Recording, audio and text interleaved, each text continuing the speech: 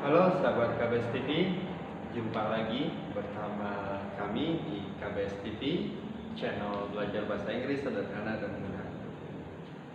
Di video kali ini kita akan membahas tentang compound sentence. Guys, banyak teman-teman yang bertanya, bagaimana cara saya biar bisa berbicara lebih panjang lebar dalam berbahasa Inggris atau menulis lebih berkembang lagi dalam bahasa Inggris. Nah, buat kalian yang memiliki problem yang sama, kalian wajib tonton ini. Compound sentence atau compound sentences adalah salah satu trik atau strategi yang bisa kalian gunakan untuk meningkatkan kecakapan kalian dalam berbahasa Inggris. Nah, apa itu compound sentence? Compound sentence adalah kalimat yang menggabungkan dua main clause atau independent clause, atau bisa kita katakan dua induk kalimat menjadi satu kalimat. Sekali lagi, compound sentence adalah dua kalimat induk atau main clause atau independent clause dalam bahasa Inggris menjadi satu kalimat yang dijeda oleh koma dan conjunction coordinate conjunction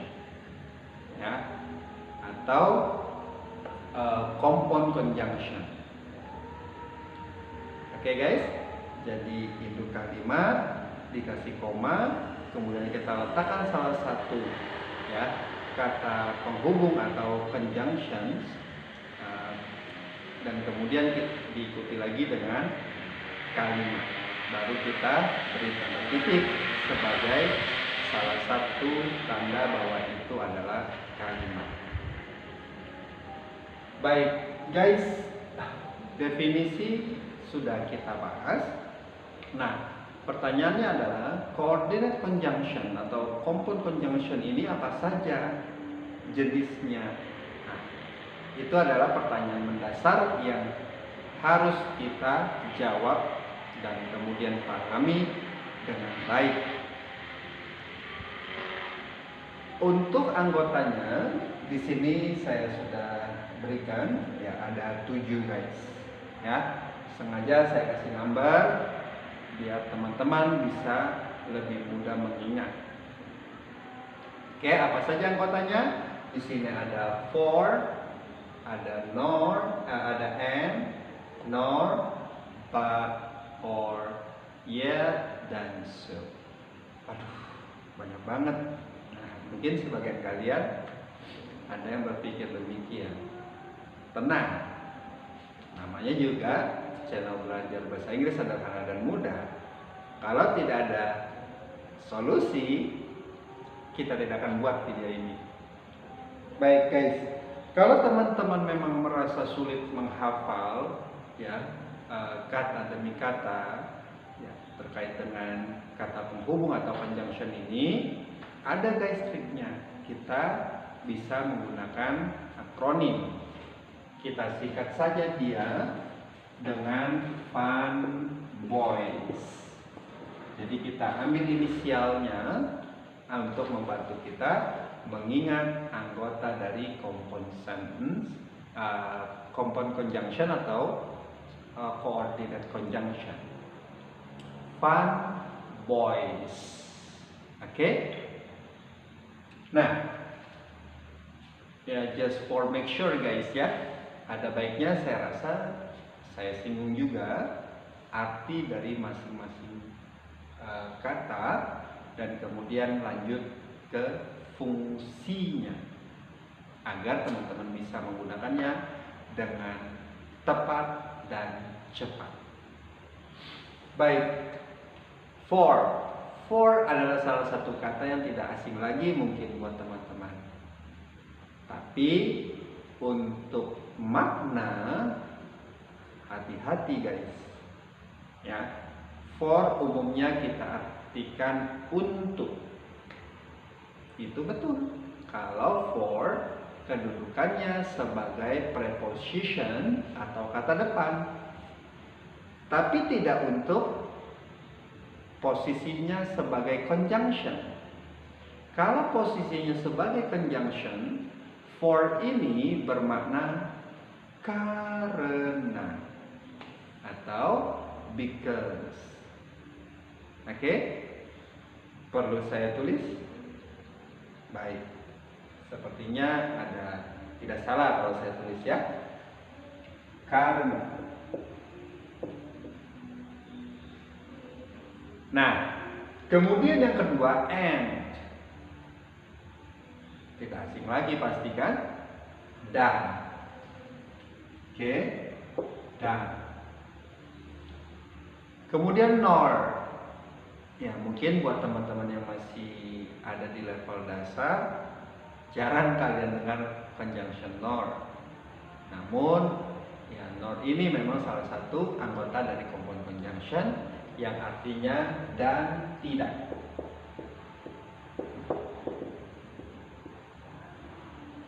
Oke. Nah, kemudian untuk but, saya rasa teman-teman semua sudah tahu ya. But ini artinya tetapi. Tetapi. Kemudian or artinya atau. Yet. Nah, ini juga salah satu conjunction yang jarang digunakan mungkin ya, atau jarang terdengar. Yet ini artinya namun. Kemudian so, nah ini punya banyak makna guys. Kalian bisa artikan dia sehingga, kemudian, ya kan? Jadi, it's okay. Teman-teman bisa artikan di antara ketiganya. Ya, ya lebih simpel jadi, gitu ya. Kita gunakan bahasa sehari-hari saja ya, biar teman-teman mudah memahami. Baik, guys, anggotanya sudah, artinya juga sudah kita bahas. Masuk ke hal yang paling penting, yaitu fungsinya. Inilah guys ya yang akan menentukan ya sejauh mana kita memahami komponen sentence ini. Karena setiap conjunction dia punya peran atau fungsinya masing-masing. Jadi tidak bisa kita gunakan secara serampangan. Oke? Oke, baik. Siapkan buku catatan. Jika ada yang kurang paham, nanti bisa tanya di kolom komentar. Oke? Are you ready? Baik. For bermakna karena. Conjunction ini digunakan untuk menghubungkan kalimat yang sifatnya kausalitas atau causality, ya, atau bisa juga ya reasoning, ya, alasan terkait dengan maknanya. Contohnya, I want to eat for I am hungry. Saya mau makan karena saya lapar. Oke? Hati-hati, jangan diartikan untuk. Nah, cara mudah membedakan dia bermakna untuk atau karena, jika teman-teman memang kurang memahami tentang kelas kata, kalian lihat saja, kalau setelah for diikuti kalimat, berarti dia itu pasti conjunction. Karena preposisi tidak mungkin dia bisa menghubungkan kalimat. Oke? Nah, kalau for diikuti oleh objek, maka dia bermakna untuk. Contohnya, ya for you, for my friend, dan yang lain. Oke, next kita lanjut ke jenis conjunction yang kedua, yaitu and. And ini bermakna dan. Fungsinya adalah untuk menghubungkan dua induk kalimat yang linear, sama-sama positif. Oke, yang setara. Ya. Jadi kalau di kalimat pertamanya positif, ya kalimat keduanya juga harus bermakna positif. Contohnya, Mary plays piano and they sing a song. Oke, Mary bermain piano dan mereka menyanyikan sebuah lagu. Jadi sama-sama happy, ya kan? Nah, oke, jadi bisa dipahami dari maknanya. Kalau dia maknanya sama-sama positif, maka teman-teman langsung saja gunakan conjunction and untuk menghubungkannya. Baik, saya rasa cukup jelas ya. Kemudian nor. Nah, ini dia nor. Nor ini harus betul-betul teman-teman perhatikan. Kenapa? Karena selain cara penerjemahan, bentuk penulisannya pun juga harus diperhatikan. Nor ini adalah lawan dari and. Kalau and untuk menghubungkan dua kalimat yang positif setara, kalau nor sebaliknya, dia untuk menghubungkan dua kalimat negatif setara. Oke? Dan untuk penulisannya kalian perhatikan tidak ada negative word di situ. Kenapa? Karena nor itu salah satu dari kata yang bermakna negatif. Teman-teman bisa lihat dan tidak. Oke? Not or. Nah, contohnya biar lebih jelas, teman-teman bisa lihat di contoh. I don't drink beer. Oke, awas jangan minum alkohol. Ya, I don't drink beer, nor John drinks it. Artinya, saya tidak minum bir dan John juga tidak meminumnya. Loh, kok John tidak? Di situ mana nggak ada not-not-notnya, ya kan? Nah, baik. Ini memang sudah menjadi strukturnya, guys. Kalau teman-teman tambahkan negative word lagi, misalkan doesn't, maka kalimatnya nanti jadi positif. Negatif ketemu negatif menjadi positif, kan? Nah, jadi teman-teman perhatikan di sini kan dia maknanya dan tidak. Jadi kata tidaknya ini nanti disebut setelah subjek. Oke? Dan John juga tidak meminumnya. It ini adalah kata ganti dari beer. Oke? Paham ya? Jadi kalau sudah paham, silakan banyak dilatih di rumah biar teman-teman bisa menguasainya dengan baik. Oke guys, kemudian kita lanjut ke conjunction but. Conjunction but ini digunakan untuk menghubungkan dua kalimat yang berlawanan atau kontradiktif. Kalau kalimat pertamanya positif, kalimat setelah but negatif. Kalau di kalimat awalnya negatif, setelah conjunction but dia harus positif, baik secara tertulis maupun secara makna. Contohnya bisa teman-teman lihat, we will go to beach, but you don't agree with us. Oke, artinya kita akan pergi ke pantai, tetapi kamu tidak setuju dengan kita. Oke, jadi yang satu positif, ya, yang kedua negatif. Clear ya? Nah, kalau teman-teman mau bolak-balik ya boleh. Oke, boleh. Negatifnya di depan boleh. Misalkan, we will not go to beach, but you want to go there. Misalkan, boleh, ya. Jadi tergantung nanti kebutuhan kalimatnya. Oke guys, kemudian berikutnya yang kelima adalah or, yang bermakna atau. Nah, ini untuk option, pilihan kan. Contohnya, they clean the room or we will do it. Mereka membersihkan ruangan atau kita yang akan melakukannya. Easy ya. Baik, jadi dia ini hanya untuk option saja ya. Seperti itu guys, bisa kita pahami dari maknanya ya. Nah, kemudian yang keenam adalah yet.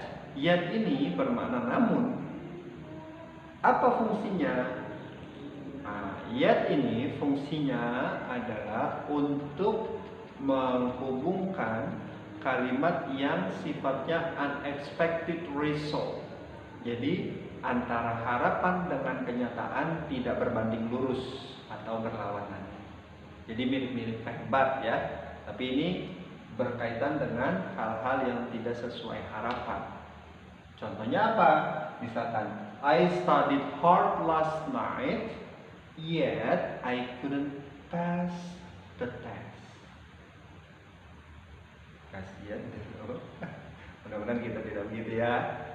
Oke, artinya saya belajar sungguh-sungguh semalam, namun saya tidak bisa lulus tes tersebut. Oke, tidak sesuai kan antara apa yang dikerjakan dengan hasilnya. Nah, itu adalah unexpected result kalau teman-teman baca di bukunya ya. Baik, yet. Nah, hati-hati juga dengan yet karena dia ini juga bisa menjadi adverb atau kata keterangan yang artinya belum. Ya. I didn't eat yet misalkan. Atau umumnya dia menempel pada perfect tense. I haven't eaten yet. Belum. Ya. Oke guys. Jadi ya sama halnya dengan conjunction for. Yet bermakna namun kalau dia diikuti oleh kalimat. Ya. Oke.